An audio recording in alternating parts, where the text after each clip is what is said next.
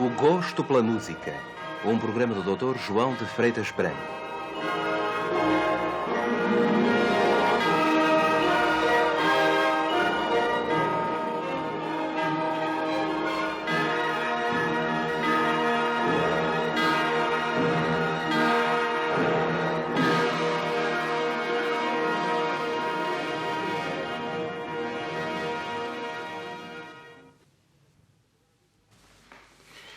Parece-me que não é preciso fazer apresentações. Estive agora mesmo enquanto você não vinha a dizer ao mestre Frederico Freitas quem você é, o que traz a esta casa todas as semanas, etc. Numa palavra, esteve a dizer mal de mim. Não, que ideia. Diz tanto bem de si que o maestro Frederico de Freitas com certeza tem muito prazer de a conhecer. É verdade, e digo muito sinceramente. É digna de admiração tanta persistência em aprofundar conhecimentos de música. Sim, lá a persistência tenho tido. E você que o diga, hein, que me tem aturado aqui todas as semanas há não sei quanto tempo. Mas sentemo-nos. O maestro Frederico de Freitas repetiu há bocado a sua aceitação do convite para ir à casa do pessoal lá do seu escritório, quando você quiser, para uma das tais sessões culturais, lembra-se? Está claro que me lembro e desde já agradeço muito a honra em nome de todos os meus consócios. Não tem nada a que agradecer. Desculpem, se não levam a mal, eu gostaria de orientar um pouco a nossa conversa. Talvez pudéssemos falar mais adiante das sessões da casa do pessoal. Pelo meu lado, acho muito bem. Aliás, quem começou a falar da casa do pessoal foi você. Pois fui, mas preferia atacar já o nosso maestro Frederico de Freitas com uma questão de fundo da música do nosso tempo. E não só da música, da arte em geral. Não me meta medo. Olha que eu venho como amigo e não para ser atacado. Ora, diga-nos lá, acha que o tão falado abismo que desde o século passado se cavou entre o compositor e o público está tendendo a desaparecer ou parece que, pelo contrário, tende a aumentar? Olhe, para responder a essa pergunta, precisava, antes de mais, de definir o que neste caso se deve entender por público. Não sei se você está a pensar num público generalizado, se é um corpo de público de elite, como o que alimenta os festivais de música contemporânea. A pergunta é posta num âmbito restrito, como, por exemplo, dizendo apenas respeito a Portugal, e mesmo assim entendido, não haverá adentro de portas mais do que um público distinto? Quando fiz a pergunta, pensei em termos de bastante generalidade.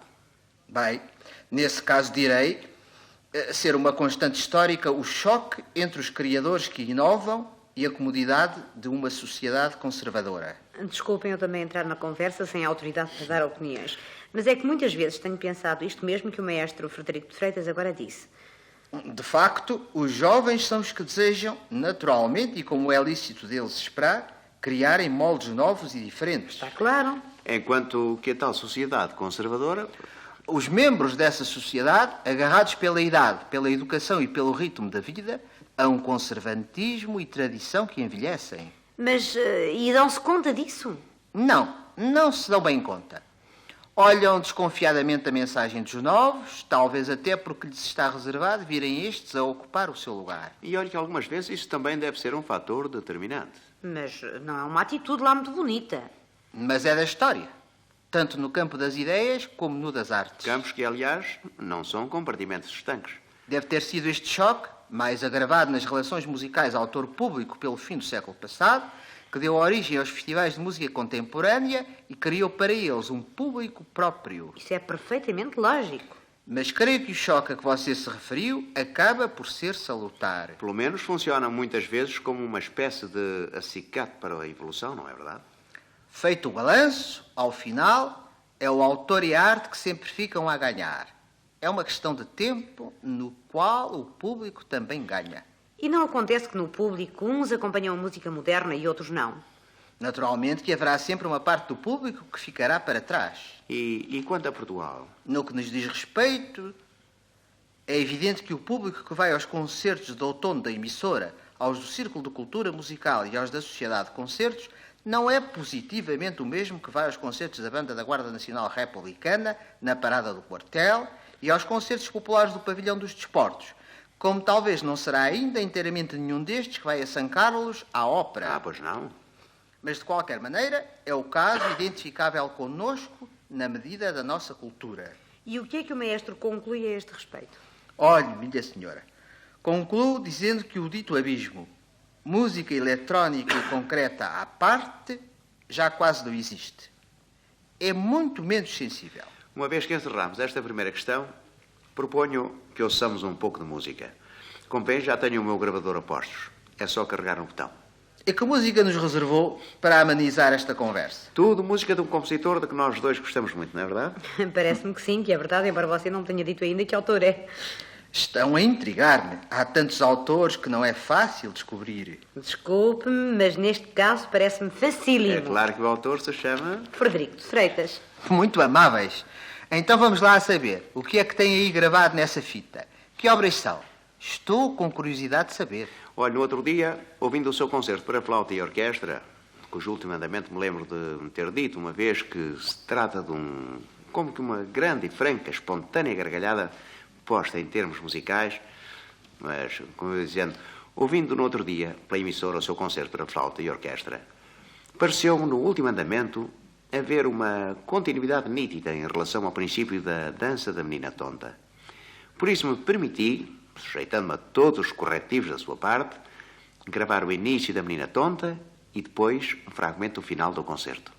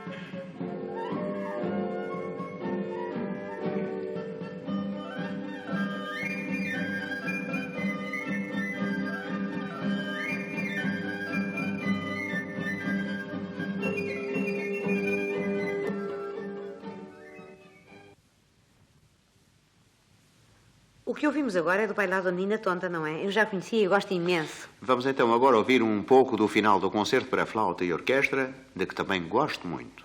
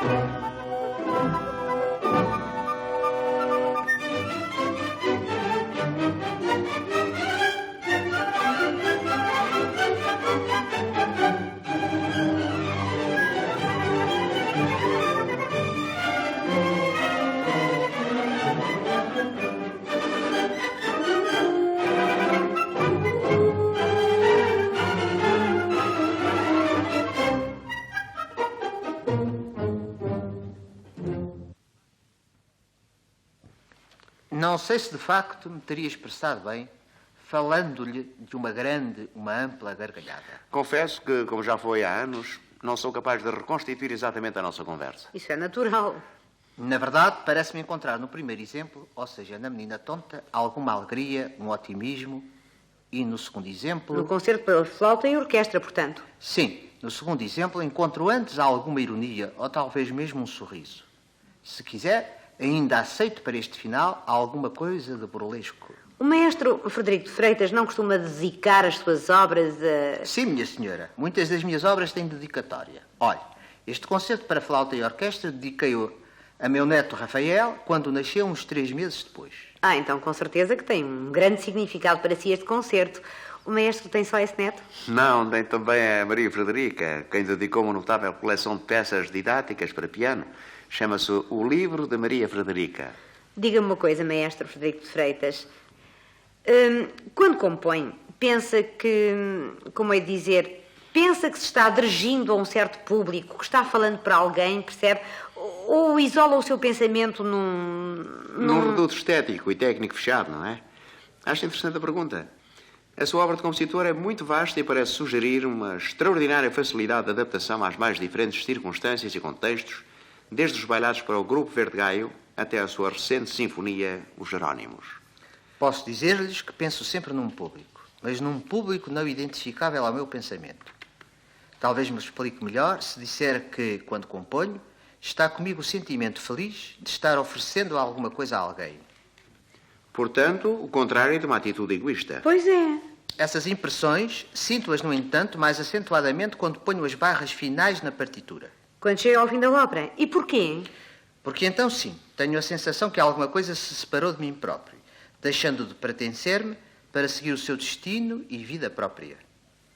Mas também cuido que, quando componho, o que aliás me acontece sempre num estado um tanto febril e de algum sofrimento, cuido que, como ia dizendo, me fecho um tanto hermeticamente num pensamento técnico e estético. Parece-me que o Wallenberg tinha razão em dizer que há coisas na carpintaria musical de um compositor que não se ganha nada em revelar ao público. São quase segredos do ofício.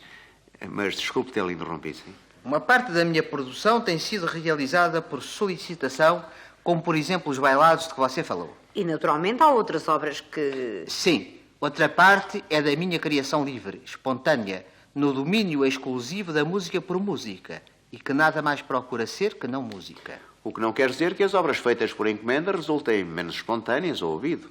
Apesar do que você observou, quanto a afinidades entre a menina tonta e o concerto de flauta, gosto de escrever obras de sentido e cunho diferente, que se não pareçam com as já por mim escritas, como gosto de ensaiar mão por técnicas, estéticas e estilos diferentes. E vem mesmo a propósito os 2 exemplos que gravei a seguir. De que obras são? Pelo que você disse, devem ser obras bastante diferentes. Parece-me que sim, mas o autor dirá. São o Quarteto Concertante e a Missa à Capela. São com efeito 2 obras de expressão e conteúdo muito diversos. A primeira é essencialmente uma obra contrapontística, de escrita muito cerrada. É uma obra de complicada ciência musical. E a missa à capela? É a música que procura ser transparente, desgarrar-se da terra. Como você sabe, uma obra musical diz-se à capela quando... Sei muito bem, quer dizer que a obra é para ser cantada sem a intervenção de qualquer instrumento. Exato. E neste caso são apenas vozes brancas, sem acompanhamento, como disse. A ausência de funções do que em composição se chama o baixo, o alicerce do edifício musical, dar-nos-á porventura a sensação desse desgarrar que busca a suspensão no espaço. Uma como flutuação. Podemos então ouvir agora o primeiro exemplo, ou seja, o do Quarteto Concertante? Com certeza, quando quiserem.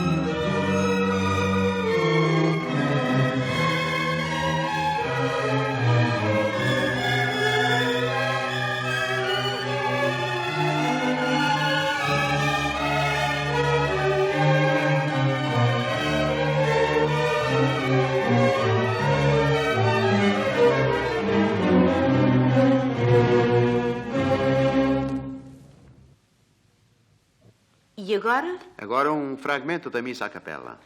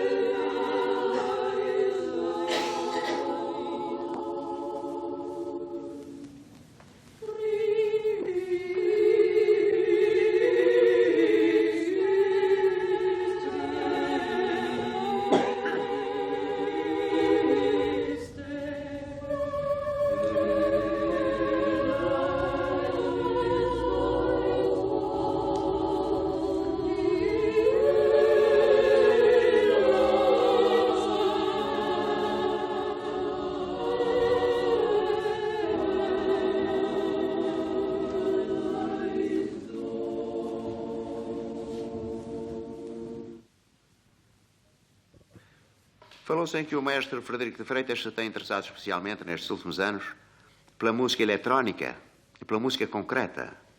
Quer dizer alguma coisa a esse respeito? Isso também me interessa muitíssimo. Ainda não estou muito rendida a essas músicas esquisitas. Pertenço ao tal público que fica para trás. Na verdade, tornei-me curioso dessas novas modalidades da música contemporânea. Cheguei a procurar o meio de as poder ensaiar. Infelizmente, e com mágoa o digo, não foi possível encontrar ao meu alcance o campo experimental. Foi pena. Uma outra pergunta que tenho engatilhada. Dispare lá. Em sua opinião, o que distingue o verdadeiro profissionalismo do amadorismo? Olha, começo já por dizer-lhe que tenho horror ao amadorismo. Sei perfeitamente que esta minha atitude me tem trazido os maiores aborrecimentos. Sim. E porquê? Infelizmente, estamos de há muito caídos num campo assaz propício a confusões. Quem poderá discernir neste mar confuso e turvo em que o próprio ensino oficial anda um tanto comprometido? Neste campo, as minhas desilusões têm sido grandes e até inesperadas.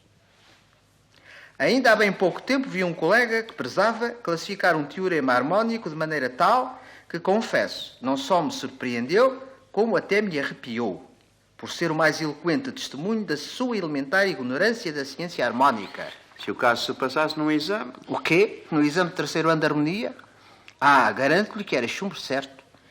Com um juro válido, evidentemente. Ainda quanto a amadorismo, tenho a impressão de que não é só hoje que se torna difícil o discernimento no meio da confusão. Parece-me, em todo o caso, que devemos sempre ter cuidado em não atribuir maior valor aos profissionalíssimos músicos de tantas orquestras russas de há 100 anos do que a amadores que se chamavam Mussorgsky, Borodin, César Kuy ou Balaguerev.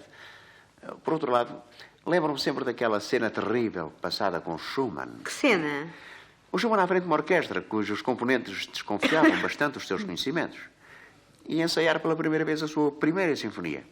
E eis que surge uma passagem para instrumentos de sopro, escrita de tal maneira que era totalmente impossível ser tocada por esses instrumentos. Foi uma risota, uma troça. Para aqueles músicos, o Schumann dava mostras insufismáveis de amadorismo. O caso era também de chumbo no exame. E, no entanto, seria errado recusar ao Schumann o apoio, a consideração, a admiração que ele merecia. Hoje nem sabemos quem eram os músicos dessa orquestra. Está bem, mas eu compreendi o que o maestro Frederico de Freitas disse quando... E eu também. Isto foi só uma observação que veio a propósito para mostrar como o problema é difícil. Menosprezar alguém por amadorismo pode ser uma injustiça de que mais tarde venhamos a arrepender-nos. Tanto mais difícil é o problema e mais urgente de se resolver, quanto é certo que os malefícios causados à arte nacional pelos amadores e habilidosos são incalculáveis, verdadeiramente incalculáveis. Pelo meu lado ainda, o que mais me ajuda a distinguir, bem ou mal, entre o válido e o indesejável, ainda é uma questão de mentalidade. Dão-me licença que eu faça agora uma pergunta que especialmente me interessa. Com certeza. O maestro não acha que em Portugal, e especialmente na província, é necessário e urgente criar um grande público amador de boa música? Qual lhe parece o melhor caminho para esse fim? Inteiramente de acordo, minha senhora. E estou disposto a fazer tudo o que estiver nas minhas possibilidades para que nas províncias portuguesas se crie um público musical consciente. Este problema, que no fundo é um problema de cultura, não foi ainda pensado de maneira feliz. A sua articulação, que é aliás julgo fácil, e apesar de esforços louváveis, mas disseminados, não foi ainda verdadeiramente encontrada. Tenho a impressão de que agora é que veio a proposta da Casa do Pessoal. E o maestro tem realmente paciência para aparecer numa dessas sessõezinhas que nós fazemos lá no escritório para alimentar a cultura musical de cada um? Creio que ficarei contente se for chamado a colaborar com a obra das Casas do Pessoal.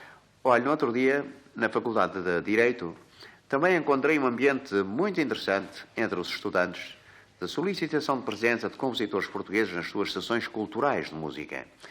Ainda há propósito de cultura através da música. Aqui há tempos, o Duque Lafões, presidente do Círculo de Cultura Musical, preconizou numa Assembleia Geral a criação de uma orquestra sinfónica itinerante que constantemente levasse a terras de província a melhor música sinfónica portuguesa e estrangeira. Isso parece-me uma ótima ideia. O que é que o maestro acha? Uma orquestra sinfónica itinerante seria com certeza o mais eficiente meio para realizar a obra de cultura que todos temos por necessária. A música sinfónica é a que pode alcançar de maneira mais ativa e rápida os efeitos desejáveis. 100% de acordo. Igualmente, a palestra ilustrada musicalmente é processo desejável. Obrigada em nome dos meus colegas de pelouro lá do escritório que estamos fazendo dessas Que palestras. deviam fazer-se em todas as coletividades para promover a elevação do nível mental de muita gente. Outro assunto. Quer enumerar algumas das imensas obras importantes que apresentou como chefe de orquestra em primeira audição em Portugal ou em absoluto? Quase 30 anos de atividade de... Quase 30 anos? Ninguém diria, com um aspecto ainda tão novo. Muito obrigado. Mas esses quase 30 anos de atividade de chefe de orquestra deram uma ocasião de apresentar tantas obras novas que só consultando programas poderia responder de maneira mais precisa. Cito por aí alguns nomes de autores que revelei nos meus programas e que evoco, sem todavia me lembrar de todos. Jean Absil, Arnold Bex, Martinu, Mialovic, Carl Nielsen, Alban Berg, Marcel Landowski, Conrad Beck e que sei mais. E obras novas em primeira audição? Em primeira audição, por exemplo, o concerto para violeta e orquestra de Walton, o concerto para piano com trompete de Shostakovich, Scarlatiana de Casella, música para percussão e celesta de Bartók, etc, etc. E maestro, e estreias absolutas? Estreias absolutas, por exemplo, de obras portuguesas. Olhe, minha senhora, lembro-me, por exemplo, de música do Lopes Graça, a Sinfonia e a Suíte Rústica, do Armando Fernandes, O Homem do Cravo e Canções Populares. Do Crono Vasconcelos nunca estreou nada, hein? Sim, estava a pensar no Croner de Vasconcelos. Dirigi a Lenda das Amendoeiras, mas não recordo se foi em primeira audição. Mas em primeira foi de certeza do Padre Manuel Faria, Embalo, Suíte Minhota e Imagens da Minha Terra. Do Alberto Fernandes, Suíte Regional e Adágio Sentimental.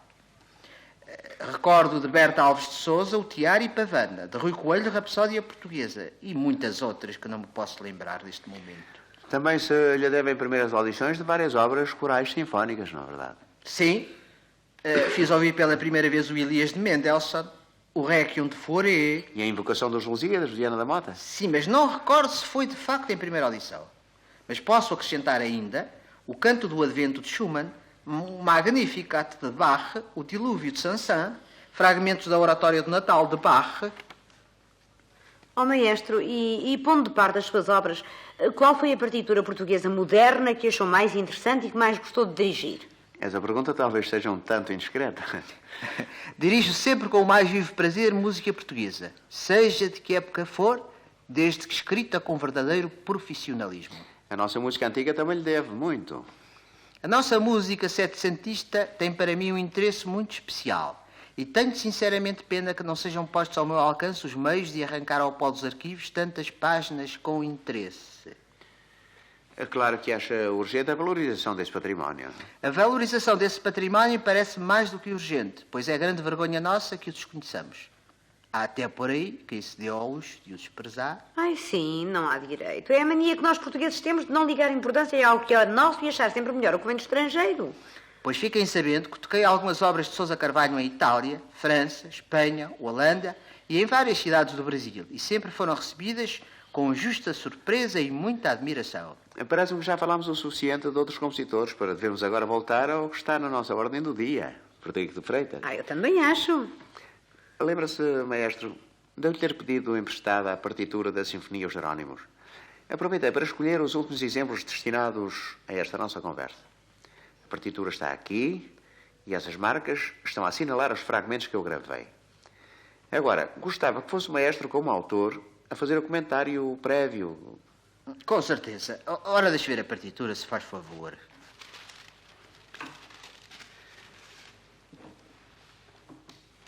Estou a ver as passagens que marcou na partitura. Estas mesmas passagens referem-se, quase com inteira justeza, às principais ideias que caracterizam o meu pensamento em face da composição. Concluo assim que leu a nota que inseri na partitura, na qual digo... De facto, li essa nota. Mas o que é que o maestro Frederico de Freitas ia dizer? E a resumir essa nota, onde digo serem as seguintes as ideias geradoras da Sinfonia aos Jerónimos: a mística religiosa, a gesta heroica, a tragédia e o mar. Justamente o tema inicial da introdução, andante tranquilo com espírito religioso, responde ao primeiro desses pensamentos. A mística religiosa, portanto. Sim, e pode aliás dizer-se que ela está presente em toda a introdução. Então vou fazer ouvir esse exemplo. E eu estou com muito interesse.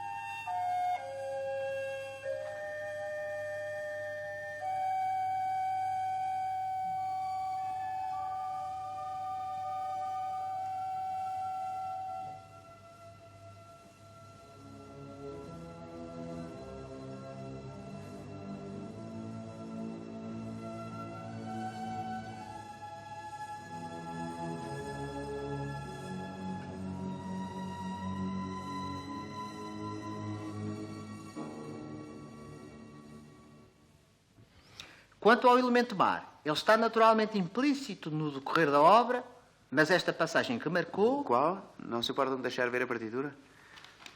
Ah, sim, já sei qual é. Trata-se do terceiro tema do primeiro andamento.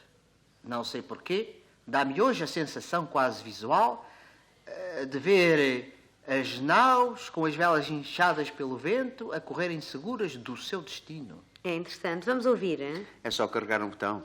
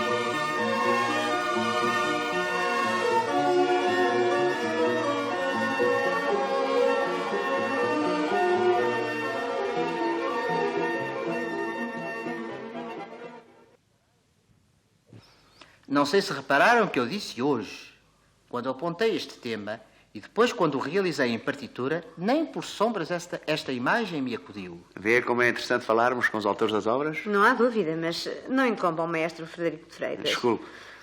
Como ia dizendo, só muito mais tarde, quando comecei a ouvir a obra de fora, é que a imagem me acudiu. Este outro trecho que escolheu e que diz respeito ao segundo andamento, andante sai lamentoso, pode interpretar a tragédia das almas dos que ficaram.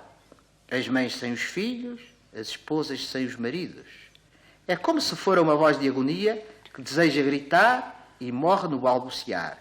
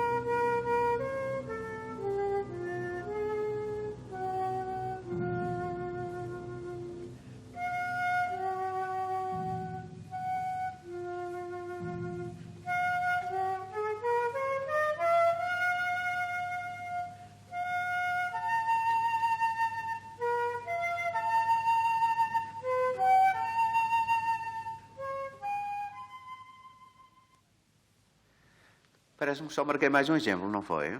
Pois, este exemplo final exprimirá o heroísmo dessa gente destemida que, sobre o mar, de geração em geração, procurou e achou os novos caminhos do mundo.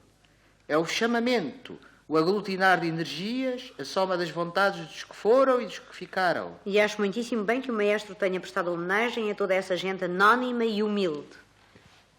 À memória de uns e outros, dos que foram e dos que ficaram, numa palavra, à memória de todos os que deram braço às descobertas, dediquei esta minha sinfonia com as palavras que escrevi na portada da partitura.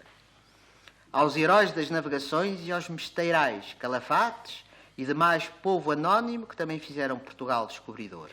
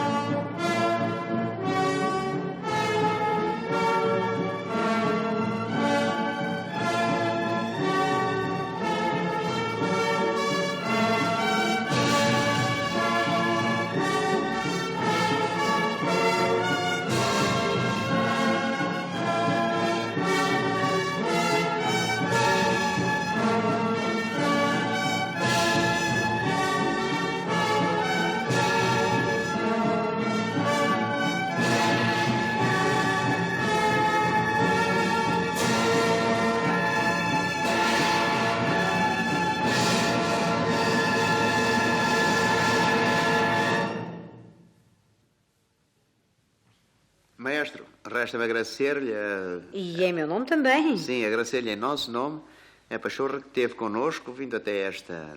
Não diga mais. Sinceramente, tive muito prazer. E, minha senhora, quando precisar de mim para alguma das tais sessões da Casa do Pessoal, é só telefonar-me. Aliás, o mesmo diria a toda e qualquer instituição desejosa de contribuir para a elevação da cultura musical. Obrigada, maestro. Então, se o maestro me dá licença, eu vou tomar nota do número do telefone. Não é preciso, vem na lista.